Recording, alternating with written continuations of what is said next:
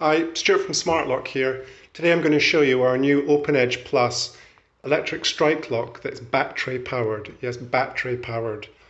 And it works with a Yale night latch. So here we go, we've got the keypad mounted, in this case on a secondary door which is bolted shut. Could just as well be on a door frame or a wall. Type in the code. The strike releases like so for 5, 10, 15 seconds, whatever you want it to be. And then if we look on the inside, we've got the battery pack, which has got 4 AA batteries in it. That powers the whole thing. Those batteries will last over a year on kind of normal use, and that's connected to the electric strike. So in this instance, just straight through the door, really easy to wire. This 3-volt electric strike replaces the existing strike plate that would be on the door frame. So very, very easy to install. And if I show you when I shut the door,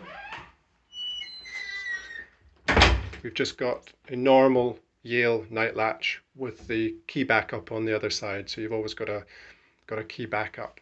So overall, fantastic solution. As I say, super easy to install.